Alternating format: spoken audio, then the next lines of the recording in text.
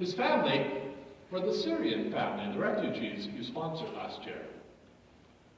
But he wasn't eligible to be sponsored. And so he came to Canada to be with his family illegally. He's undocumented. And he's hesitant to tell you the whole story. How are you going to help him? What are you going to do?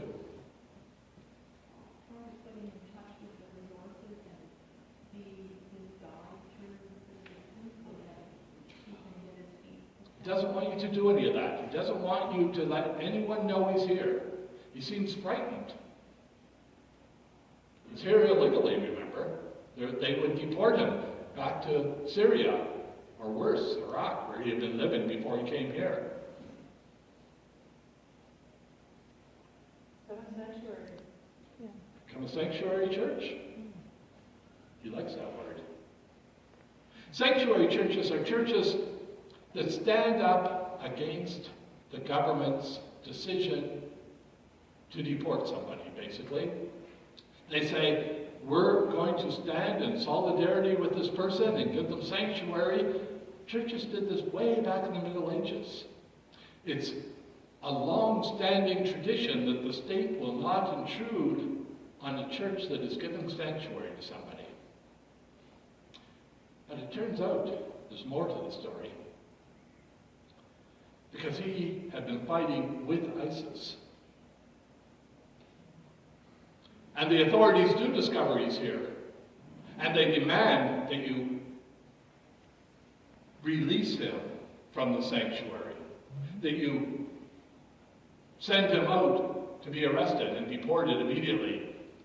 Because he was fighting with ISIS against American and NATO soldiers.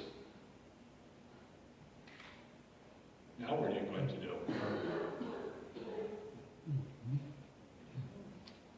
Find out what his beliefs are now. Find out what his beliefs are now, and he tells you. He sits down and has a long talk with you, Judy, and tells you that he lived in Mosul, the city that ISIS had conquered some years ago.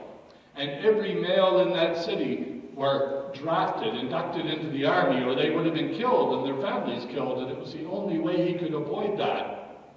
So he had to fight with ISIS. And he was recognized as one of the ISIS soldiers by the Iraqi government. And he was wanted by the government there. He fled both the Iraqi government as well as ISIS when he came to Canada. And if he's deported, both groups would want him dead.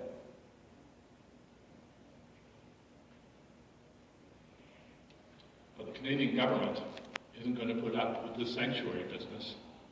They're under pressure from NATO and from the Americans.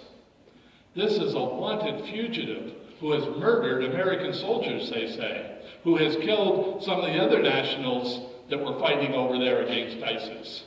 And they don't believe for a moment this story about him being an unwilling combatant. They're going to close the church down if you don't do something. An action never taken before in Canada. They're already putting pressure on the city to turn off power and shut down water. They're going to have CRA audit your books and find ways in which perhaps your charitable status can be revoked. They're not going to let you do this. And they have armed guards standing at each entrance to the church in case he tries to make an escape 24 hours a day. And they start warning you when you come to church on Sunday morning that you're aiding and abetting and can be charged for harboring a fugitive. Time for a council meeting? Time to pray? Time to call Lee Cohen. Call a lawyer? Immigration lawyer.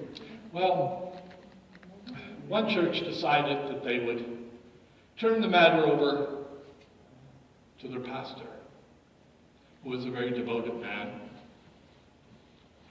And they asked him to pray about it and study the scriptures and do something, because they were really thinking they were going to lose their church.